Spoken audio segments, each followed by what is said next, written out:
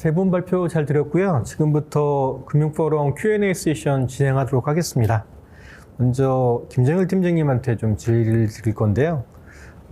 올해 년도에 감독당국의 이제 중심축이 약간 생산적 금융, 그다음에 리스크 관리의 균형성, 그다음에 운영 리스크에 대한 부분으로 옮겨가는 것 같은데, 작년에는 이제 거버넌스 체계와 소비자 금융, 그다음에 가계부채 문제에 대한 해결, 뭐 이런 식으로 갔었던 거죠.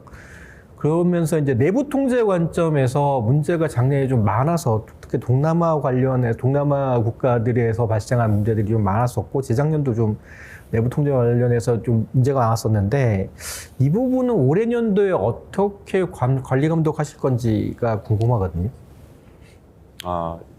네. 답변을 드리겠습니다. 그러니까, 감독 방향의 중심축이 어떤 거버넌스나 소비자 보호, 뭐 가계 부채에서 이제 옮겨진 거 아니냐, 이제 이렇게 질문을 주셨는데요.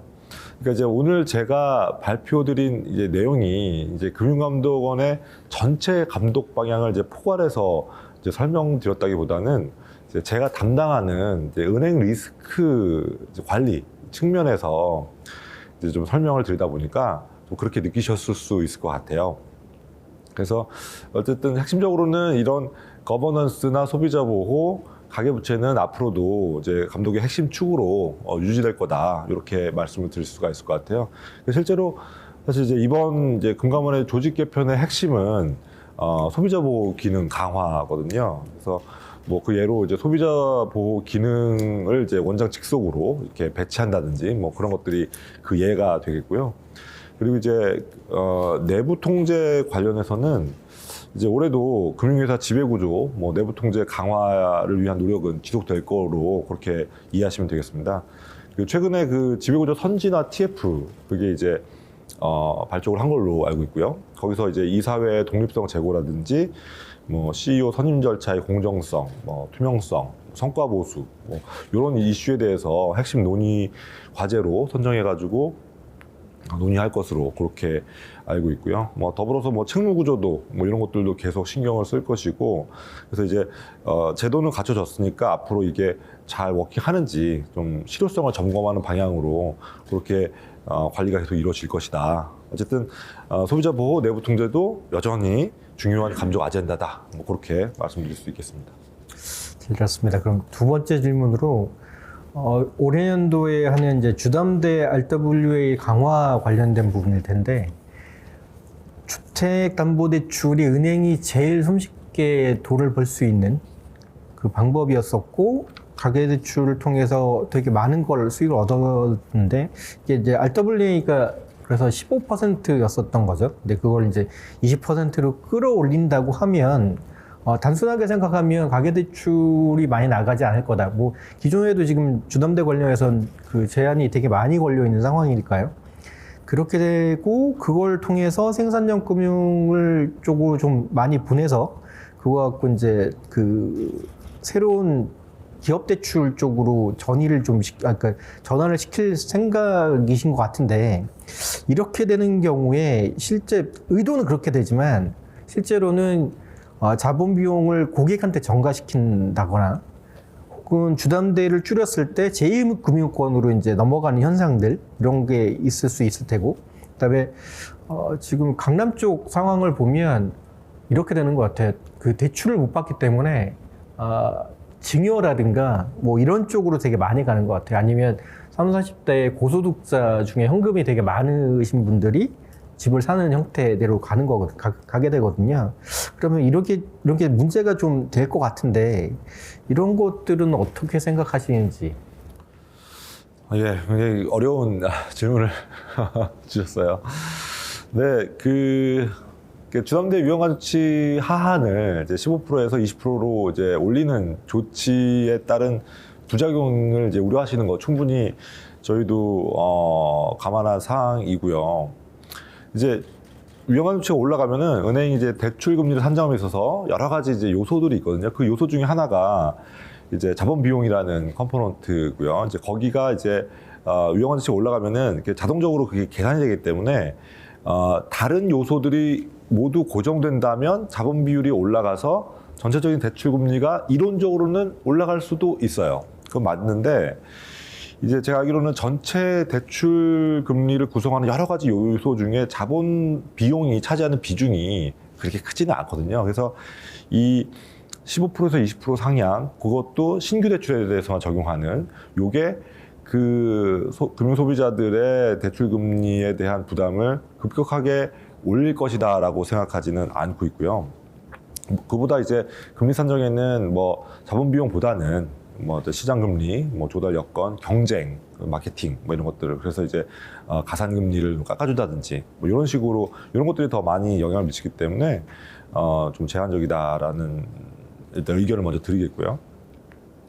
두 번째 이제 뭐 제2금융권으로 이제 풍선 효과라든지 뭐 이런 것들은 이제 유형가중치 상향, 뭐 하향, 뭐 요거에 대한 어떤 영향보다는 이제 가계부채 총량 관리라든지 어떤 스트레스 DSR 같은 어떤 은행권 대출 문턱이 높아짐에 따라서 발생하는 어쩔 수 없는 현상이기 때문에 그거는 이제 뭐 옆에 계신 이제 비은행 이제 이윤산 팀장님도 같이 이제 고민을 해야 되는 부분으로서 이제 이런 은행의 위험가중치 하한 상향 뭐 요거만으로 이렇게 설명할 수 있는 요인은 아니다. 이렇게 제가 설명을 드리겠고요.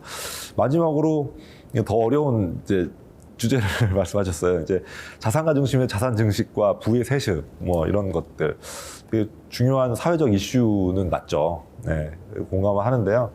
요것도 역시 이제 뭐 세제나 뭐 어떤 시장 구조, 뭐 또 더 넓은 정책 조합으로 풀어야 되는 되게 더 큰 거시적인 어떤 그런 주제이라고 생각하고요. 이 주담대 위험가중치 하한을 미세 조정하는 이 마이크로한 조정으로 인해서 요것이 더 크게 어떤 영향을 받는다.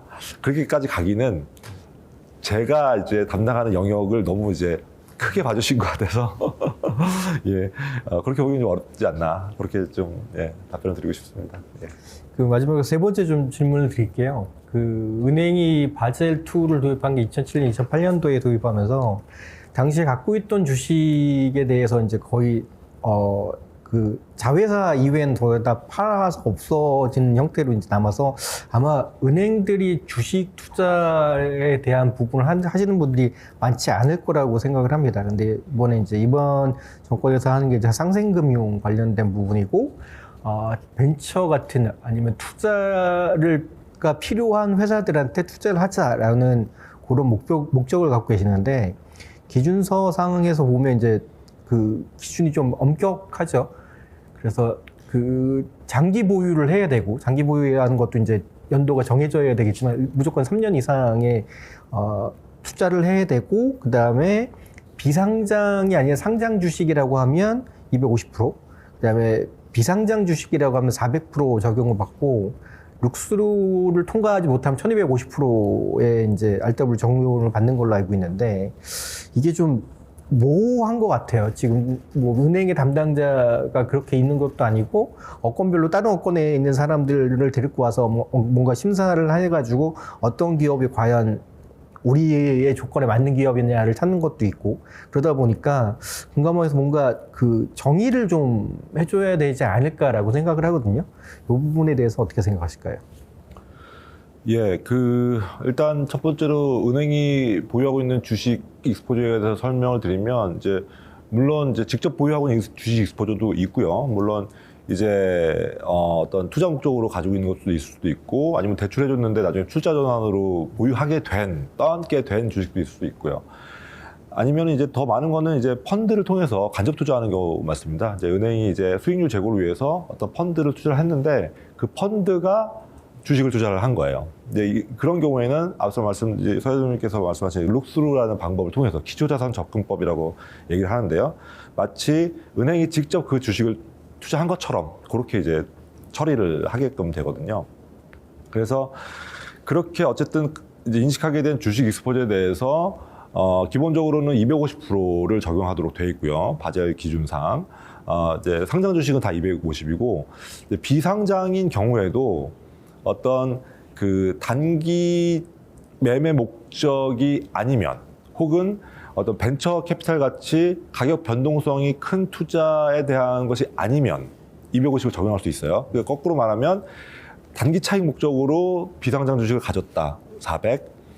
벤처 기업 같은 가격 변동성이 큰 어떤 주식을 가졌다 400 이렇게 되거든요. 이제 그 기준이 그러면 그 벤처 기업에 대한 정의 혹은 단기 차익 목적이라는 것 정의에 따라서 이제 이게 250이냐 400이냐 갈리니까 비상장 주식에 대해서 이제 그거에 대해서 이번에 저희가 세칙 개정을 통해서 좀 명확하게 하겠다라는 게 그 세칙의 개정의 취지입니다. 그래서 단기는 일단은 취득할 때 앞으로 3년 이상 보유하겠다라는 그런 어떤 원칙을 가지고 투자 심의를 하고 그런 것들 이제 증빙을 남기고 그런 이제 경영진의 의사결정이 명확하게 남으면 요거는 이제 단기 차익 목적이 아니고 뭔가 좀 더 장기적인 경영 관계를 가지고서 이 주식을 보유하겠다. 그러니까 이제 그러면 좀 낮출 수 있는 여지가 있는 것이고요. 그다음에 벤처에 대한 정의도 저희가 이제 뭐 벤처 기업을 뭔가 이제 진흥하는 목적으로 이제 그런 측면에서의 벤처 기업의 정의는 되게 크게 돼 있기 때문에 그거를 다 적용하면 또 400에 해당하는 대상이 너무 커지잖아요. 그래서 이제 저희가 해외 사례를 많이 보니까 해외에서는 이거를 그냥 모호하게 벤처 기업에 대한 정의를 그냥 따르지 않고 이제 업력으로 이제 이게 이 기업이 이제 설립된 지 몇 년이 지났느냐를 가지고서 이제 5년이 이제 넘어가면은 이제 벤처 꼬리를 좀 떼줘서 어느 정도 안정적이고 재무제표도 계속 나오고 안정적으로 하니까 이제 그렇게 이제 시간으로 잘라가지고 5년 이상 기업에 대해서 그래서 3년 이상 투자를 하게 되면 요거는 비상장이라도 250을 해주겠다. 이렇게 지금 준비를 하는 것이고요. 그다음에 마지막으로 이제 펀드에 대해서도 이제 이 기초자산 접근법이 안 되면 바로 뭐 룩스루가 안 되면 1250 말씀하셨는데 그 중간에 다른 게 있습니다. 그 중간에는 그 펀드에 대한 약정서를 볼 수 있게 돼 있어요. 약정서상 이제 주식이 몇 프로, 펀드 채권의 몇 프로 이런 식으로 약정서상 이게 최대 투자 비율 한계가 있는데 그 정보를 이용해 가지고 이제 그 유용한 조치를 산정할 수 있도록 그렇게 제도가 있고 만약에 약정서도 없어서 아무런 펀드에 대한 정보가 없다. 그럴 때 1250을 쓰게 되는데요. 은행이 그렇게 정보가 없는 펀드에 투자하는 경우는 거의 없기 때문에 걱정할 필요는 없을 것이다. 이렇게 말씀드릴 수 있겠습니다. 네. 감사합니다. 말씀 잘 들었습니다. 두 번째로는 이제 박정현 팀장님한테 좀 질의를 해야 될 것 같아요. 저희 이제 보험 쪽 상황을 보면 IFRS 17이랑 킥스 도입한 지가 좀 돼서 안정화 추세를 갖고 있긴 한데요. 올해 년도에 도입하려고 하는 기본 자본 규제 비율 도입 같은 거, 그다음에 월사의 이제 책임성 강화에 대한 부분, 그다음에 듀레이션 갭 강화 쪽 하는 거, 이 세 가지 다 이제 약간 묵직한 주제라고 볼 수 있을 것 같아요. 근데 그렇게 따진다고 하면 올해 년도에 금융감독 당국이 보험사를 바라보는 거에 우선순위가 뭔지가 좀 궁금하거든요. 예를 들어서 뭐 자본 확충을 해서 자본을 좀 안정적으로 가져가야 될 거다라든가 아니면 향후에 듀레이션 관리를 잘해서 유동성이라든가 이런 게 문제 없도록 해야 될 거다라든가 아니면 기본 자본 비율 때문에 뭐 보험 상품에 대한 부분을 좀 더 적극적으로 변경을 해서 향후 미래를 대비해야 된다든가 아니면 킥스핀과 이런 것 쪽에 이제 가정관리나 모형 쪽을 개선해서 어쨌든 안정화를 좀 더 시켜야 되지 않냐 뭐 등등 여러 가지가 있을 텐데 그렇다고 하면 제일 우선적으로 금융감독 당국이 보험사에서 뭐부터 좀 했으면 좋겠다라고 하시는 부분이 있으면 좀 얘기 좀 해주시죠. 네, 굉장히 어려운 질문을 해주신 것 같습니다. 일단은 그 앞서 이제 발표 자료에서도 말씀을 드렸었는데요. 일단 이제 기본 자본 비율 관리가 들어온 배경이 저희가 이제 지급 여력 비율만 관리를 하다 보니까 후순위 중심으로 자본 확충을 많이 하게 되고 이자 비용이 또 많이 발생을 하게 돼서 사실 경영에 부담이 많이 되게 된 상황이 됐고요. 그리고 23년 그 17 KRCS 도입 이후에 보험 상품의 변화, 그 다음에 회계적 변화, 그 다음에 이 건전성 제도의 변화가 일시적으로 오다 보니까 사실 보험회사가 좀 뭐 부담을 많이 느낀 것도 사실입니다. 네, 그렇지만은 이제 사회자님 말씀하신 것처럼 건전성 관리를 위해 자본 확충도 사실 중요하고, 그 다음에 이제 그 건전성 관리를 하기 위해서 듀레이션 갭 관리를 강화를 해서 금리 변화에 민감하지 않도록 하는 것도 중요하고요. 그다음에 상품도 이제 세븐틴이 들어오면서 상품의 질적인 변화도 좀 있었거든요. 그런 부분도 사실 중요하고요. 그다음에 부채 평가를 하기 위한 가정이나 모형도 사실 굉장히 중요합니다. 그러다 보니까 사실 지금 이 앞서 말씀드린 이 그 4가지, 뭐 내지는 한 5가지 정도의 그 부분들이 사실상 모두가 다 사실 중요한 부분이고요. 어느 하나 중요하지 않다고 말씀드릴 수는 없을 것 같습니다. 상품 개발도 결국에는 상품을 잘 만들고 소비자 피해가 발생하지 않도록 보험 상품을 잘 판매를 해야지 또 그게 나중에 결국에 보험사의 이익으로 전환이 돼서 앞서 말씀드린 것처럼 기본 자본에 또 도움이 되는 이런 형태로 가기 때문에 상품 개발도 중요하고요. 그리고 부채를 평가하기 위해서 좀 안정적으로 부채를 평가해서 부채를 좀 두텁게 쌓는 것도 되게 중요하거든요. 그런데 이제 가장 중요한 거는 그 모든 것들이 결국에 마지막에 정착점은 건전성이라고 생각을 합니다. 그래서 과거에 저희가 이제 23년 이전에 IFRS 4라고 이제 원가 평가 기반의 제도가 있을 때는 사실 보험 상품 그 판매가 매년 평가를 했었기 때문에 매년 평가를 하고 매년 손해율 관리를 하면서 그 이익을 추구했었기 때문에 그 당해년도가 굉장히 중요했는데 지금은 한 번 판매해 놓은 상품이 미래에 계속 영향을 주기 때문에 한 번 판매를 잘못하거나 소비자 보호 이슈에 문제가 생기면 지속적으로 보험회사의 건전성에 문제가 생길 수가 있습니다. 그래서 그 모든 종착지는 결국에는 건전성이라고 저는 생각을 하고 있고요. 그래서 올해도 아마도 그 보험회사의 최대 화두는 건전성 관리가 가장 큰 화두가 될 거다라고 저는 생각을 하고 있고요. 그러다 보니까 이제 기본 자본 비율 관리도 그러한 측면에서 좀 후순위보다는 좀 더 그 기본 자본 중심으로 관리를 하라 이런 측면으로 그 자본의 질적인 관리 내지는 건전성 관리를 좀 더 강화하는 차원에서 기본 자본 규제 비율이 도입됐다 이렇게 이해를 해주시면 좋을 것 같습니다.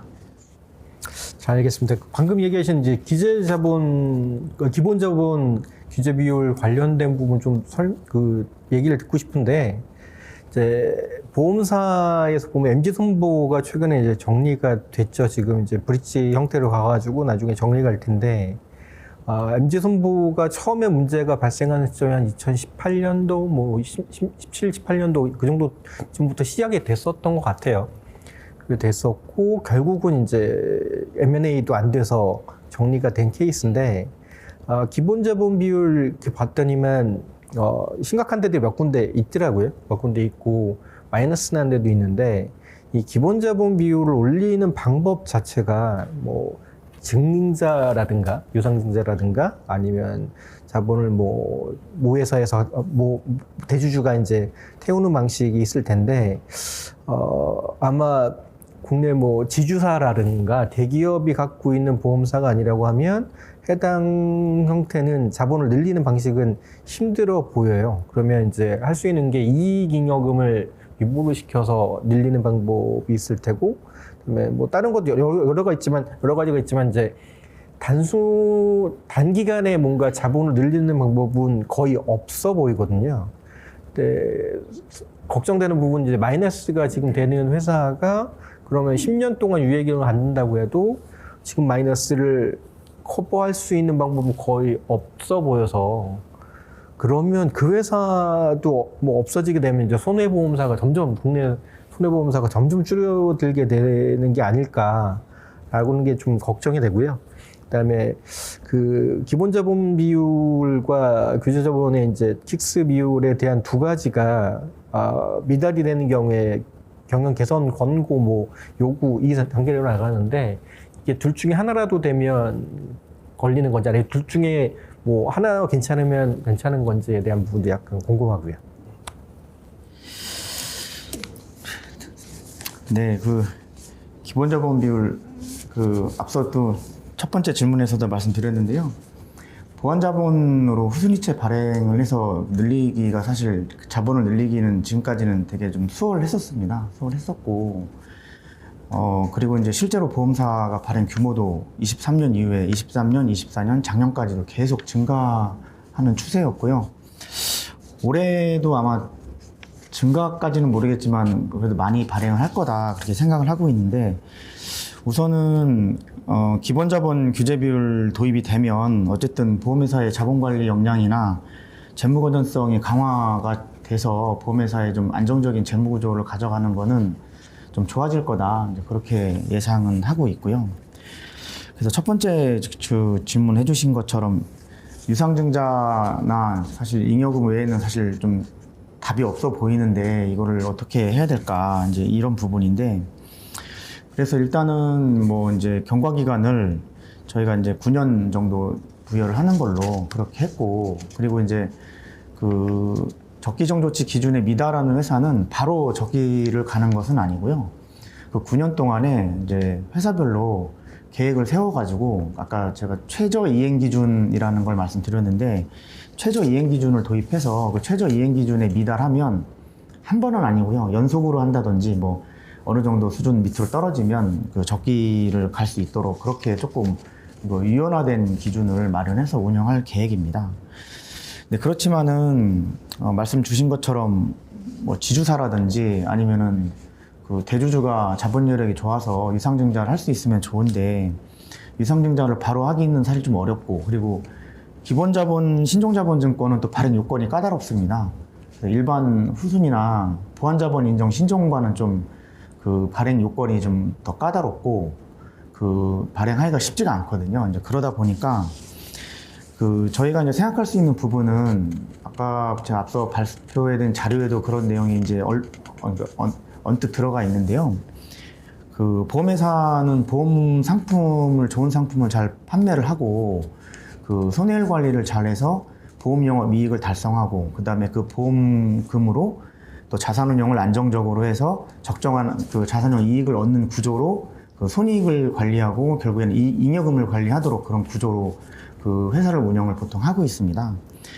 그래서 이제 저희가 생각하는 거는 보험회사가 기본에 충실한 보험 상품을 판매를 하고 너무 영업 경쟁 과다하게 해서 사업비 집행하지 않고, 그래서 적정한 보험 이익을 내고 그다음에 거기에 따르는 자산운용 이익을 내서 그 이익 잉여금을 지금 아직 기간이 좀 남아 있으니까요. 그 남아 있는 기간 동안에 적정하게 확보를 하면서 뭐 배당을 뭐 전혀 못하지만 배당은 어느 정도 좀 자제를 해서 그 해당 기간 동안에 그 잉여금을 확보를 좀 많이 해가지고 기본 자본을 올릴 수 있도록 그렇게 하는 게 좋지 않을까 이제 그렇게 생각을 하고 있습니다. 그래서 저희가 좀 계속 관리를 해 나갈 계획이고요.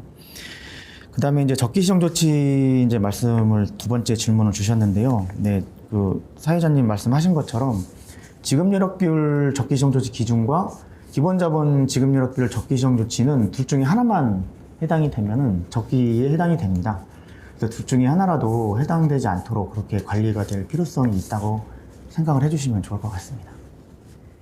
알겠습니다. 마지막으로 이제 그 듀레이션 갭 강화 관련돼서 좀 질문을 드릴 건데, ALM이 은행에서 다루는 ALM이랑 보험에서 다루는 ALM이 동일한 ALM이지만 상당히 다르거든요. 은행은 어쨌든 만기가 짧기 때문에 그 안에서 할 수 있는 것들 다 뭐 상품 종류도 좀 보험에 비해서는 작고요.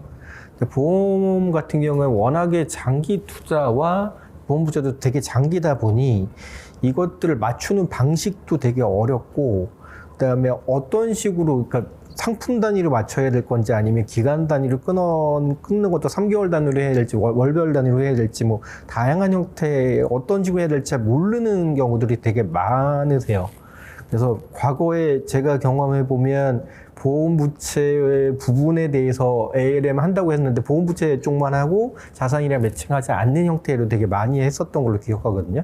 그러면 이거를 감독당국에서 뭔가 규제를 하신다고 하면 약간 구체적인 적용 방법들, 그러니까 산식이라든가 아니면 현금 흐름 형태의 어떤 형태로 끊어줘야 된다든가 뭐 이런 것들에 대한 가이드가 좀 있어야 될 것 같은데, 그런 가이드를 제공하실 생각이 있으신가요? 네, 업계에서 요청하고 있는 사안 중에 하나입니다. 네네. 제가 조금 부연 설명을 해드리면요. 이제 은행 산업의 ALM과 보험 산업의 ALM은 좀 방향이 많이 다른 것 같습니다. 사회자님 말씀하신 것처럼 은행은 단기 조달의 장기 운영, 즉 그 아까 뭐 은행하고 중소에도 말씀하셨지만은 주택담보대출이나 대출이 보통 그 은행 예금 수신보다는 만기가 길거든요. 그러다 보니까 사실은 은행은 유동성이나 그 손익, 그 NII에 초점이 주로 많이 맞춰져 있습니다. 근데 이제 ALM의 또 한 축이 수익성 쪽 말고 경제적 가치 관점의 ALM도 있거든요. 근데 보험사는 그 경제적 가치 관점의 ALM이라고 좀 이해를 해주시면 좋을 것 같습니다. 왜 그러냐면은 보험이 만기가 굉장히 길고요. 최대한 110세까지도 만기가 있거든요. 예를 들면 20세인 성인 남성이 110세의 상품을 가입하면은 그 잔존 만기는 거의 90년 정도가 잔존 만기가 남아 있거든요. 그러다 보니까 이제 부채 만기가 굉장히 길고요. 근데 거기에 맞춰서 자산 쪽에서 듀레이션을 맞춰서 자산운용을 해야 되는데 90년, 100년짜리 상품이 사실 불가능하거든요. 물론 이제 주식이나 이런 것도 있는데 이제 저희가 주식은 비금리성 자산으로 그 생각을 하기 때문에 금리의 이제 비민감 자산입니다. 그러다 보니까 이제 듀레이션 매칭이 사실 좀 쉽지가 않고요. 그래서 어쨌든 보험 부채의 평균적인 듀레이션과 자산의 평균적인 듀레이션을 적정 수준으로 맞춰라. 이제 그게 사실 듀레이션 갭 관리의 핵심인데요. 산출 방식이 좀 쉽지가 않습니다. 사실 일반적인 채권처럼 그냥 이자율 변동에 따른 그냥 그 가격의 민감도로 단순하게 계산하는 게 조금 한계가 있거든요. 그래서 저희가 이제 업계의 의견도 있고, 그래서 산출하는 방식에 대해서는 지금 업계에 이제 1차적으로 저희가 이제 가이드 형태로 해가지고 안내를 한번 해드렸고요. 그리고 이제 그 부분을 사실은 이제 규정화 하려고 생각을 하고 있습니다. 왜냐면 이제 이게 규제 비율로 들어오는 거다 보니까 특정 회사가 어떤 산출 방식을 달리 가져간다든지 유리하게 하면 안 되거든요. 그래서 모두가 공평하고 합리적으로 평가를 해야 되기 때문에 일단 현재 저희가 1차로 그 업계에 안내해 드린 부분을 가급적이면 규정화해서 이제 관리를 할 생각이고요. 그래서 그 부채 듀레이션 포함해서 자산 듀레이션까지 산출 기준, 그 다음에 관리 방법, 이런 부분에 대해서는 그 아마 올해 규정화가 될 것으로 저희는 생각을 하고 있고 준비를 하고 있습니다. 그래서 의견 수렴을 좀 거쳐서 이제 뭐 세칙이나 이런 데 반영을 하려고 생각을 하고 있고, 내년에 이제 시행을 하려고 준비를 하고 있고, 관련 업무 보고서도 그 업계 공통으로 산출해서 그 업무 보고서를 낼 수 있도록, 그리고 그걸 가지고 저희가 관리 감독을 할 수 있도록 그렇게 준비를 진행 중에 있고요. 그리고 이제 이 부분을 가지고 앞서 말씀드린 그 라스 경영시대 평가에다가 또 반영을 해줄 거기 때문에 그것까지를 저희가 이제 하반기 정도에 이제 QAS를 진행을 해가지고 내년 그 1분기부터는 직접 이제 그 경영시대 평가 지표로 그렇게 활용을 할 생각을 가지고 있습니다. 예, 감사합니다. 그 이윤선 팀장님께 질문 좀 드릴게요. 그 비은행 예금 취급 기간, 뭐 저축은행이랑 상호금융이죠. 뭐 저축은행, 상호금융들이 이제 과거 약간 피해 보실 때문에 그쪽에 이제 투자를 못하면서 소매대출 쪽으로 아마 좀 하시는 것 같아요. 그래서 최근 한국은행 자료 보니까 이제 소매대출 쪽이 좀 늘고 있는데, 그렇게 되면 이제 걱정이 다시 되는 게 뭐냐면, 이 관리를 어떻게 할 것인가가 좀 궁금하고, 이게 가계부채 총량 관리 기준에서 관리를 하는 건지, 아니면 업권의 개별적인 관리를 하는 건지가 좀 궁금하거든요. 이거 어떻게 봐야 돼요, 이거? 일단은 그 말씀 주신 우려가 일부 있을 수는 있다고 생각이 되고요. 작년 하반기에 금융당국이 수도권 주택 중심, 주담대 중심으로 해서 굉장히 규제를 세게 강화를 했고 올해도 그 관리 기조는 이어질 예정입니다. 작년에도 은행, 상호금융, 죄송합니다. 저축은행 다 포함해서 전 금융권의 총량 관리를 일괄적으로 진행을 했었고, 요거에서 일부 업권이 빠진다고 하면 그 앞서 우려하셨던 풍선 효과 같은 게 발생할 수 있기 때문에 올해도 기본적으로는 저축은행, 상호금융 포함해서 전체 업권에 일괄적으로 가계대출을 엄중히 관리하는 기조가 유지될 거고, 총량 관리로 관리를 하게 됩니다. 다만 그 저축은행이나 상호금융 같은 경우에는 지방 자금 공급이라던가 서민 취약계층, 중저신용자에 대한 자금 공급이라던가 이런 그 역할이 있기 때문에 그 업권별 어떤 총량을 배분하는 과정에서 좀 그런 역할이 반영될 수 있도록 그렇게 금융위랑 좀 협의를 해서 좀 가만히 되도록 할 예정이고요.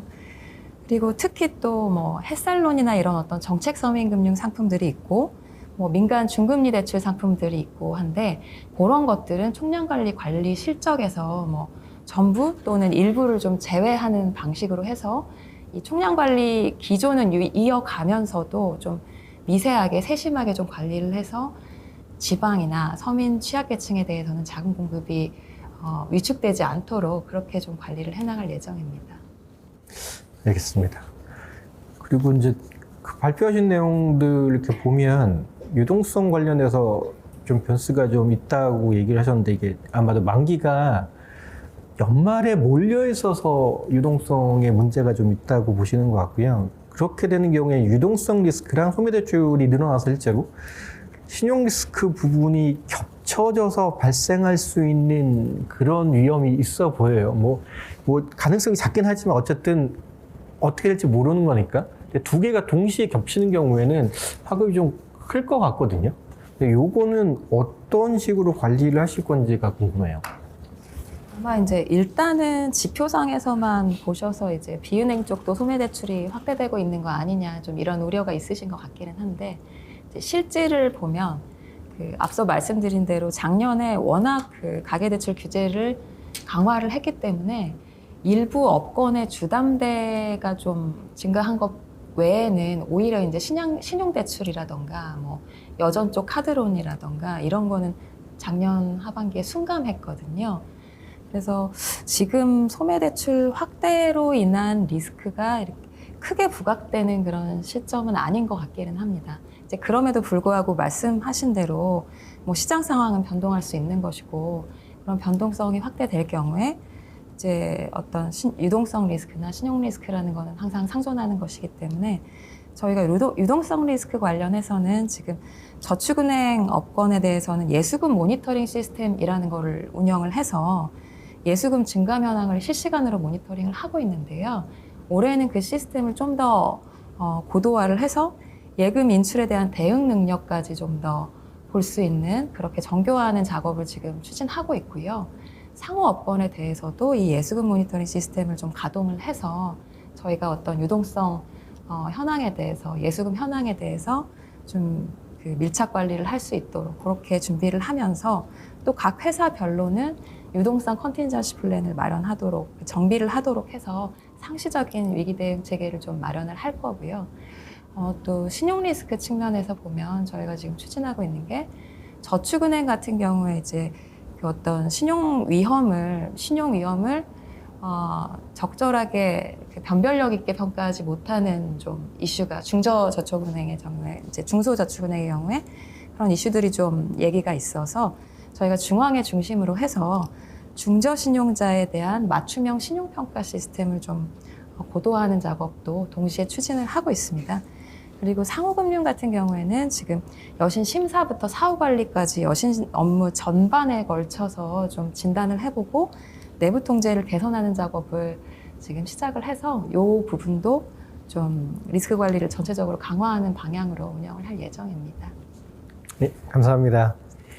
이것으로 오늘 Q&A 세션은 마무리하도록 하겠습니다. 감사합니다.